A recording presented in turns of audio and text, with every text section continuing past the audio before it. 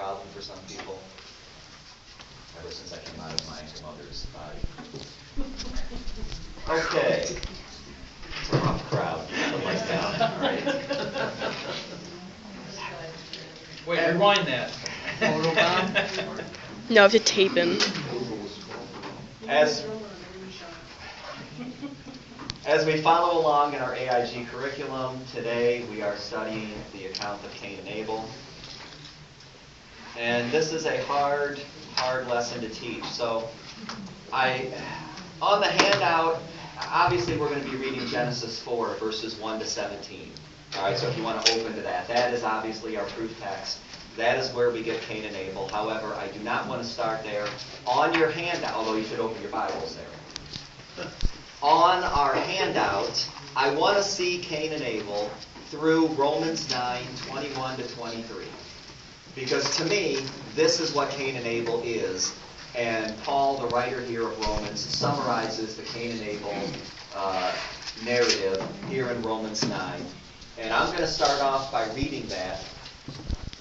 Or does not the potter have a right over the clay, to make from the same lump one vessel for honorable use and another for common use?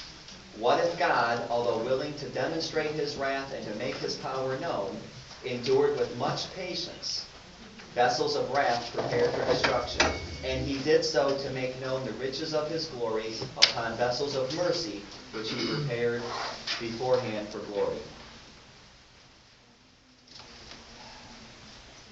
As the Eternal City's history records, Remus was slain by his brother Romulus. And so Romulus builds the Eternal City of Rome and is able to keep all the glory for himself. Similarly, in Sumerian culture, we read about a goddess who must choose between two suitors, one a farmer and one a shepherd. Likewise, the Bible has many stories about two men.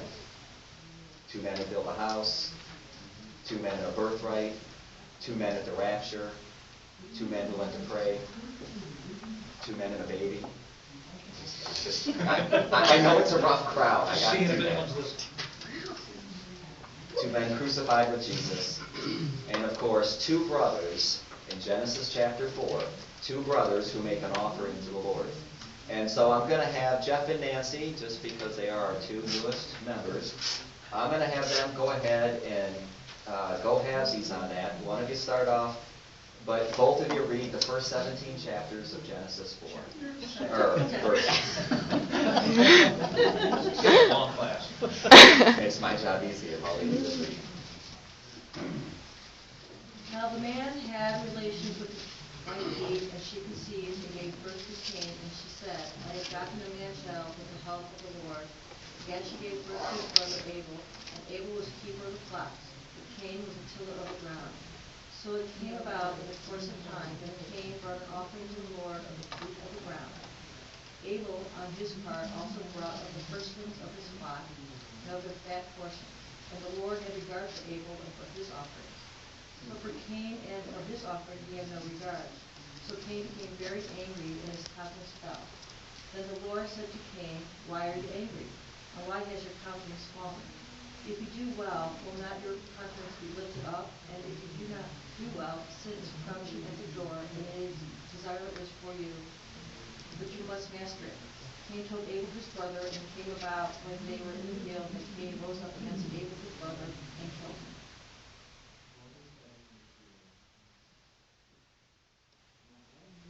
Jehovah said to Cain, Where is Abel thy brother? And he said, I know not. Am I my brother's keeper? And he said, What hast thou done? The voice of thy brother's blood is crying to me from the ground. And now be thou cursed from the ground, which hath opened his mouth to receive thy brother's blood in thy hand.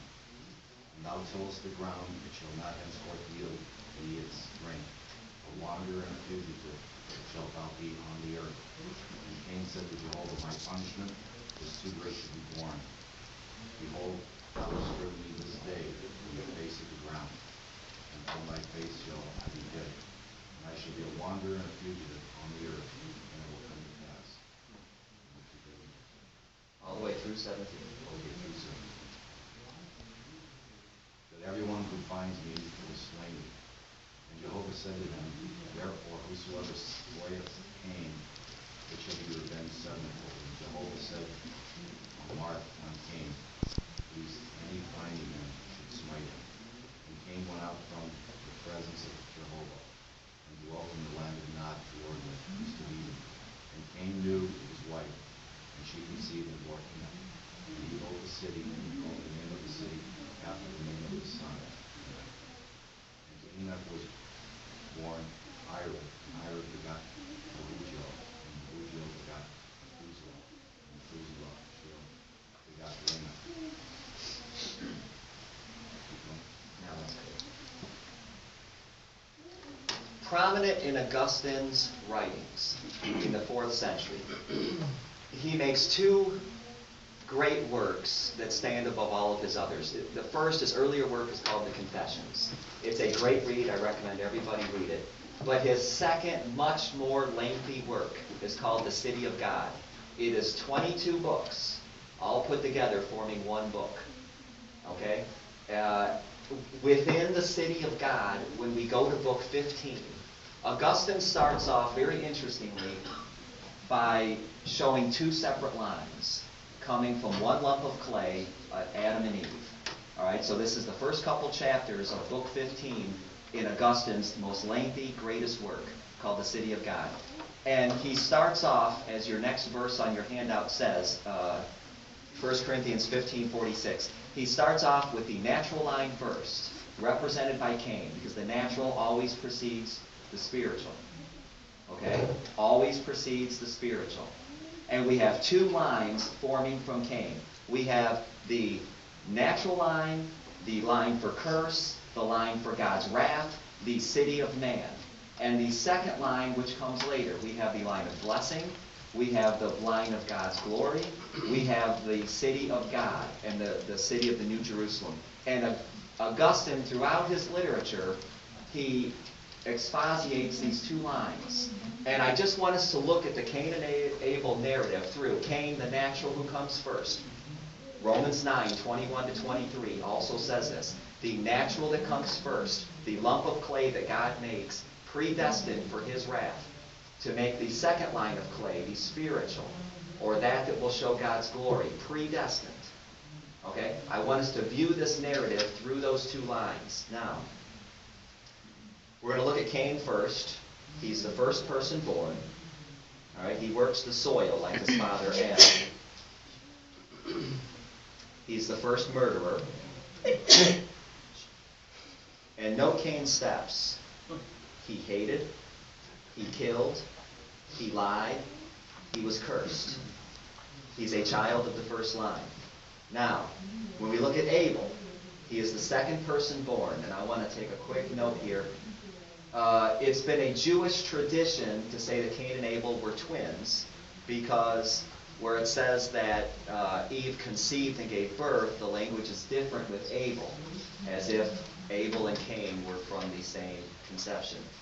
Okay, so Abel is the second person in the Bible listed as being born. According to Matthew 23:35, he is the first martyr. And Abel kept flocks. Now, since man was vegetarian at this point in history, the function of animal husbandry would have been to supply milk, hides, and wool. All right, now note Abel's steps. He was a man of faith, Hebrews 11:4. He was righteous, Hebrews 11:4. He was obedient, Genesis 4:4. He was martyred, Genesis 4:8. And according to Hebrews 11:4, Abel is still alive and he still speaks to us today. He is a child of the second line, and after he is murdered, he is replaced by Seth. Now, we get to the offering, the first of the four scenes here in Genesis 4 that I want to pay special attention to. As we approach the offering, though, I think we should take note of the great care that the high priest of Israel took in preparing himself for entry into the Holy of Holies. The process was meant to prepare his heart, because ultimately he went there by faith. And when I look at the offering with Cain and Abel, we get a little glimpse into the preparation that they put into going before the Lord. And I want to make one other point first. Interestingly, prayer may have been a later development, independent of sacrifice. There are no prayers offered here in the sacrifice scene in Genesis chapter 4. In the same vein, the official priestly sacrificial rituals prescribed in the book of Leviticus are also not accompanied by prayer. So prayer may have been a later development. Okay, so let's look at the offering. Cain's offering goes first. Again, 1 Corinthians 15:46, that which is natural goes first. He brings some of the fruit of the soil. Now, the obvious question brought up in our AIG literature is, why was Cain's sacrifice rejected? Well, we see in Leviticus, by the way, some of these verses are not on your handouts, but we see in Leviticus chapter 2, verses 1 to 16, that Israel was required to make a grain offering. So we have evidence as early as Leviticus that the fact that it was a grain offering has nothing to do with why it was rejected. We also have on your handout 1 Samuel 15:22, Hosea 6:6, Proverbs 15:8, and Proverbs 21:3, all testifying to the same fact that God delights in loyalty rather than sacrifice. It's not necessarily what you sacrifice. We read in Luke chapter 21, verses 1 to 4, also not on your handout, but here Jesus makes special attention to the very poor widow who puts only 2 copper coins into the coffer. And Jesus makes a point of telling his disciples that she gave more than those who gave a lot more monetarily.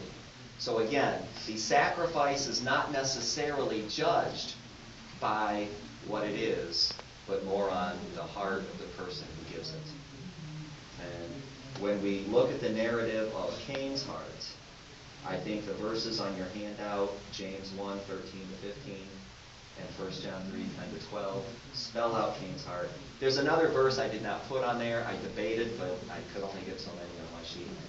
Jeremiah 17:5, you can add that on there. It says, "Cursed is he who trusts in flesh." And I think that also is applicable to Cain's heart. One other verse I think we could add to this is Psalm 24, verses 1 to 6. And when we read that, is a beautiful, beautiful narrative of coming before the Lord in worship and sacrifice and making an offering. And we see that God demands a pure heart with clean hands rather than a specific offering. Yes? I guess the question I would have, the scripture doesn't spell out that God had told them all of that they had to have a clean hand and a pure heart.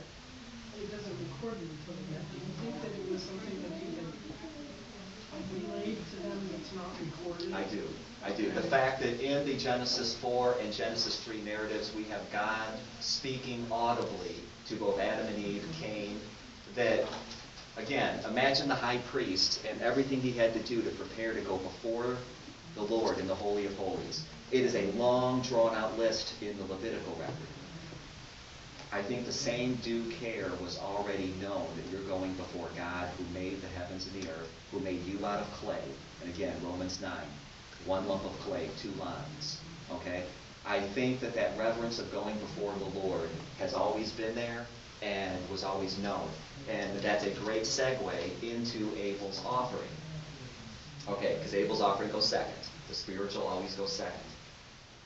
Ancient and medieval commentaries imagine fire descending from heaven and devouring Abel's offering, but leaving Cain's untouched.